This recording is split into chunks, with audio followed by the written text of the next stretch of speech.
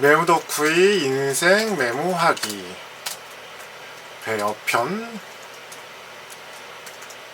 인트로.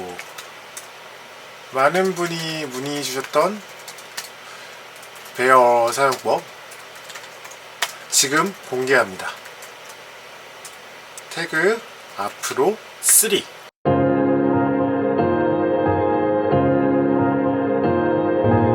기술인간. 기술을 사랑하는 기술인간 여러분, 안녕하세요. 하박국입니다. 오늘 미세먼지가 나쁨이라서 밖에 공기가 굉장히 안 좋아요. 하지만 여러분을 위해 과감히 미세먼지 마스크를 벗어던지고 촬영을 하고 있습니다. 여러분을 위해 미세먼지 좀 마시면 좀 어때요? 요즘 유튜브에 해외에서 아이패드 프로를 구입해 언박싱하는 분들이 많이 보이더라고요. 아직 한국 출시는 결정되지 않았는데요, 지금까지 관례를 볼 때 한 달 내에는 출시가 되겠죠. 아이패드 프로를 구입하셨거나 또 구입할 예정에 있으신 분들 중에 이거를 어떻게 활용해야 되는지 모르는 분들이 많은 것 같아요. 그래서 준비했습니다. 아이패드 프로 프로처럼 사용하기 프로젝트, 줄여서 앞으로 3. 이거 원래 진작에 컨텐츠로 만들고 싶었는데 제목을 못 정해가지고 이제서야 이렇게 만들게 됐어요. 첫 순서로 메모 덕후의 인생 메모에 배어를 골랐어요. 제가 아이패드 세대 사용법 영상에서 쓰는 걸 보여드린 후 많은 분이 어떻게 쓰는지 알고 싶다고 문의 주셨어요. 그분들은 일단, 그리고 그의 분들도 좋아요, 구독 누르고 시작할까요? 배어는 아이패드 전용 앱은 아니에요. 아이폰, 아이패드, 애플워치, 맥 등 모든 애플 플랫폼에서 사용 가능합니다. 안드로이드용도 개발 중이라고 하고요. 하지만 모든 기기에서 아이클라우드를 통해 메모를 연동하려면 유료 서비스를 구독해야 돼요. 이 말은 한 기기에서만 쓸 거라면 무료 버전을 써도 된다는 얘기입니다. 맥과 iOS 기기를 모두 사용하는 분은 구독해 쓰는 게 아무래도 편하겠죠? 가격도 굉장히 저렴하거든요. 애플에서 기본 메모장도 제공하고 여러 좋은 노트 앱이 있는데 왜 굳이 배어를 써야 하는가 의문일 분도 계실 것 같아요. 그분들을 위해 사용법도 익힐 겸 간단하게 배어의 장점부터 설명하고 넘어갈게요. 1. 디자인. 여기서 디자인이란 앱의 아름다움과 제품 디자인으로서의 편의성을 모두 뜻해요. 배어는 앱 아이콘, 스킨, 글쓰기에 집중할 수 있는 디자인 모두 뛰어납니다. 쓰는 스킨에 따라 아이콘이 색이 바뀌는 것도 재밌고요. 아이메시지 스티커도 제공해요. 2. 저렴한 가격. 일단 한 기기에서만 쓴다면 무료로 쓸 수 있어요. 그 2기기 이상에서 쓴다면 구독해 써야 하는데 겨우 1개월에 1.49달러예요 1년치를 결제하면 14.99달러 밖에 안 합니다. 보통 밖에 나가서 친구들과 술 먹으면 이것보다 더 나오지 않나요? 참고로 경쟁 앱인 율리시스는 한 달에 4.99달러고 에버노트는 프리미엄을 쓸 경우 7.99달러예요. 배어는 프로모션 코드도 자주 발행해서 저는 한 6개월 정도는 무료로 쓴 것 같아요. 이 정도면 좀 혜자죠. 3. 다양한 언어 지원. 배어는 C, CSS, HTML, 자바스크립트, PHP 등 30여 개의 프로그래밍 언어를 지원합니다. 그 프로그래머가 아니라 그냥 글 쓰는 사람 역시 이 덕분에 배어를 편하게 쓸 수 있어요. 바로 마크다운을 지원하기 때문이죠. 보통 온라인 에디터는 위즈윅 에디터예요. 거기서 볼드체, 이탈릭체 같은 폰트의 특성을 쓰거나 글자의 크기를 조절하려면 메뉴를 클릭해야 되죠. 그렇다고 HTML 에디터를 쓰자니 너무 어렵고요. 그 마크다운은 이를 굉장히 쉬운 명령어로 쓸 수 있는 언어예요. 마크다운 언어는 제가 다음에 기회가 되면 또 콘텐츠로 만들어 보겠습니다. 4. 모바일 친화적. 아이패드 프로를 쓰면서 가장 불편한 점은 마우스를 쓸 수 없다는 거죠. 그 터치 스크린을 사용할 수 있지만 아무래도 좀 편하진 않고요. 배어는 대부분의 작업을 키보드만으로 할 수 있어요. 그건 앱이 그만큼 직관적으로 설계되었다는 얘기가 될 듯한데요, 이를 가능하게 하는 가장 큰 핵심은 바로 바이브 태그입니다. 앱스토어 코멘트에 배어의 카테고리 기능을 추가해달라고 하는 분들이 있더라고요. 카테고리는 여러분이 익히 알고 계실 트리 구조고요. 태그는 그 자체가 하나의 카테고리가 되는 형식이죠. 그렇다면 배어는 트리 구조를 구분할 수 없나? 그건 아니에요. 태그에 슬래시를 삽입해 얼마든지 카테고리처럼 쓸 수 있습니다. 이 태그가 바로 배어의 핵심인데요, 굳이 카테고리를 이동하지 않아도 키보드만으로 카테고리를 지정할 수 있고 한 문서에 여러 태그를 지정할 수 있어요. 이게 배어 앱의 핵심이에요. 제가 앞으로 소개할 배어 사용법 역시 태그 기반이기에 가능한 일입니다. 자, 그럼 제가 배어를 어떻게 쓰는지 이야기해 볼까요? 그 전에 소개할 책이 하나 있어요. 전에 아이패드 세대 쓰기 영상에서 이 책이 잠깐 스쳤죠. 바로 신정철의 메모 습관의 힘이라는 책입니다. 왜 우리는 메모를 할까요? 그냥 기록하기 위해? 누군가에게 전해주기 위해? 아니면 그냥 습관적으로? 모두 이유가 될 수 있겠죠. 이 책에서 밝히는 우리가 메모를 해야 하는 가장 큰 이유는 우리가 가진 여러 생각을 연결해 창의적인 아이디어를 만들기 위해서입니다. 단순한 메모 하나는 큰 의미가 없어요. 그게 쌓이고 쌓이고 쌓이면서 맥락이 생기고 그러면서 커다란 하나의 지식이 되고 창의적인 아이디어의 원천이 되는 거죠. 배어는 이 연결이라는 측면에서 그 어느 앱보다 막강합니다. 제가 배어를 쓰는 방법을 알려드릴게요.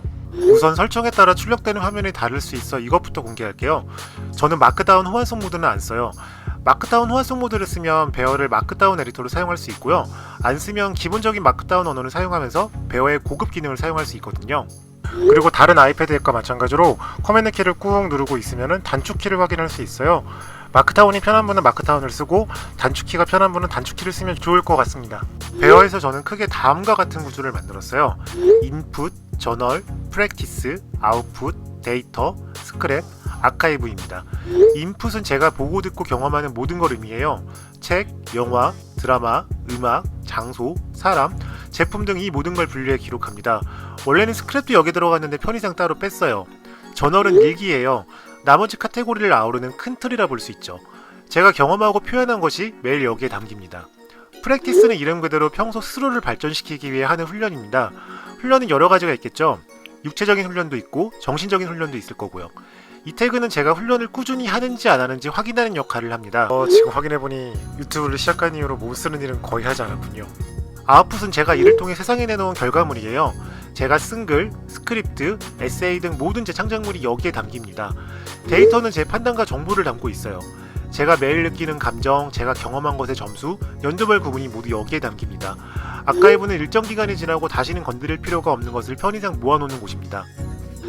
자, 그럼 이제 제가 배어를 어떻게 쓰는지 보여드릴게요. 일단 모든 것의 기준은 저널이에요. 오늘 날짜를 기준으로 태그와 그 안에 메모를 만들어줍니다. 메모에 들어가면 오늘 태그가 적혀있겠죠? 메모에는 담백하게 오늘 겪은 일을 적어요. 배어는 문서가 링크가 가능해요. 대괄호 2개로 단어를 묶어주면 그 메모에 링크가 됩니다. 메모 원본이 없으면 클릭할 경우 새 메모가 만들어져요. 오늘 메모 안에 인풋과 아웃풋은 이렇게 링크가 되는 메모로 만들어줍니다. 예를 들어 오늘 저는 인풋에서 드라마 퍼니셔 시즌 1을 보고 책 메모 습관의 힘을 읽었고 룸상공룡의 인사를 들었습니다. 그리고 아웃풋에서 여러분이 지금 보고 계시는 콘텐츠에 스크립트를 썼고요. 나중에 링크를 클릭해 각각의 기록을 적습니다. 아웃풋 역시 마찬가지예요. 이 순서는 바뀔 수 있어요. 인풋과 아웃풋에서 메모를 먼저 적고 그걸 저널의 메모에서 링크할 수도 있고요. 저널에서 메모의 링크를 먼저 생성한 후 클릭해 메모를 만들 수도 있고요. 사실 저널의 기본 메모의 링크는 꼭 걸지 않아도 되는데 저는 그냥 걸고 있어요. 걸지 않아도 되는 이유는 계속 보면 알게 될 겁니다. 자, 이렇게 인풋을 적고요. 이제 프랙티스를 기록합니다. 프랙티스는 프랙티스 내의 태그로 표기해요. 스트레칭을 했으면 스트레칭 태그, 스쿼트를 했으면 스쿼트 태그를 다는 거죠. 왜 인풋은 링크 메모를 따로 만들고 프랙티스는 태그로 적냐면 둘의 역할이 전혀 다르기 때문이에요. 프랙티스는 보통 단순한 작업이고 그 안에 알맹이가 따로 없거든요. 그래서 내용을 적는 것보다는 얼마나 제가 정기적으로 했느냐가 중요해요. 데이터도 마찬가지로 적어요. 저는 저널에서 하루의 감정을 이모지로 기록해요. 그럼 이제 인풋에 넣은 곳의 내용을 채워볼까요? 선생님은 미리 만들어 왔어요. 일단 인풋되는 종류가 뭔지 태그로 적어주고요. 제가 최근 넷플릭스 오리지널 중 퍼니셔 시즌 1을 정말 재미있게 봤는데 추가 에피소드가 있다고 치고 여기에 내용을 더 적어보죠. 모든 게 해결되었다고 믿은 순간 갑자기 빌런 하바쿡이 나타나 헬스 키친을 기술하게 만들었다.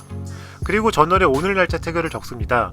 그리고 작품이 선보인 연도, 제 평가 별점 등을 태그로 또 적습니다. 그리고 자주 입력하는 정보를 하나하나 입력하기가 쉽지 않을 텐데요. iOS의 텍스트 대치 기능을 이용해주면 편리하게 단축키로 태그를 입력할 수 있습니다. 텍스트 익스펜더를 쓴다면 여기서 단축키를 사용할 수 있고요. 배어 앱 설정의 일반 메뉴에서 텍스트 익스펜더 활성화를 해주시고 텍스트 익스펜더 스니펫 활성화를 해주시면 자동으로 앱과 연동이 됩니다. 자, 이렇게 오늘 하루를 기록했습니다. 오늘의 태그를 확인해 볼까요? 태그 안에 제가 오늘 경험한 것의 메모가 모두 들어가 있어요. 그냥 이날 뭐 했다 훑어볼 수도 있고 궁금한 메모에 들어가 그에 대해 제가 어떤 감상을 적었는지 볼 수 있습니다.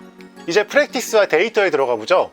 제가 어떤 훈련을 얼마나 했는지, 이모지의 감정이 언제였는지, 제가 본 드라마와 같은 연도에 나온 영화는 뭐가 있는지, 제가 별점 5점을 준 경험이 뭐가 있는지 모두 확인할 수 있어요. 이렇게 제 하루 안에 경험한 것이 이렇게 모두 연결되고 그것들 또한 거기에 속한 기준대로 또 연결이 되어 있어요. 굉장히 복잡하게 연결이 되어 있는 거죠.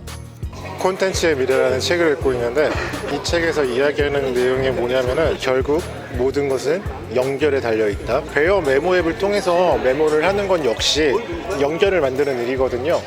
단순히 그냥 메모를 하는 게 아니라 메모와 메모 사이에 연결고리를 이거 너무 좀 그런데? 예, 연결고리를 만드는 거란 말이죠. 중요한 건 연결입니다. 연결. 기록이라는 게 하기만 하고 잊혀지는 경우가 많거든요. 근데 이렇게 기록을 연결해두면 경험을 할 때 자연스럽게 관련된 경험의 기억이 따라와요. 그리고 서로 연결된 각기 다른 메모를 보는 건 새로운 아이디어를 만드는 데 큰 도움이 됩니다. 이건 어디까지나 제 방법일 뿐이에요. 베어에 있는 투두리스트 기능을 이용해 투두리스트 앱으로 사용할 수도 있고요. 특정한 주제에 관해 개인이 키를 만들 수도 있겠죠. 책을 쓰고 있다면 각자의 캐릭터나 설정을 링크로 걸어놓고 쓸 수도 있을 테고요. 그리고 저는 이걸 꼭 기억하였으면 좋겠어요. 이 메모는 누군가에게 보여주기 위한 목적이 아니라 바로 자신을 위한 거예요. 굳이 형식을 갖추지 않아도 되고 자유롭게 쓰세요. 피곤하면 뭐 하루 이틀 정도 빼먹을 수도 있고요. 저도 같은 종류의 메모라도 그때그때 시간 나는 정도에 따라 대충 적을 때도 있고 상세히 적을 때도 있거든요. 이게 1차적으로 무의식에서 경험을 나누는 정도가 될 수도 있고요. 직접 여러분이 써보시고 여러분에게 맞는 메모 방법을 찾아보시기 바랍니다. 제가 정작 베어 앱 사용법과 팁 같은 걸 안 알려드리고 처음부터 덜컥 응용부터 알려드린 것 같은데요. 사실 앱이 워낙 직관적이고 제가 특별히 알려드릴 것도 없지만 혹시라도 궁금해하는 분이 있으면 나중에 사용법과 제가 사용하는 팁도 콘텐츠로 만들어 보겠습니다. 오늘 영상 재밌고 유익하게 보셨나요? 그렇다면 구독, 좋아요, 댓글 부탁드립니다. 지금까지 영상 봐주셔서 고맙습니다. 기술인간 하박국이었습니다. 모두 기술한 하루 되세요.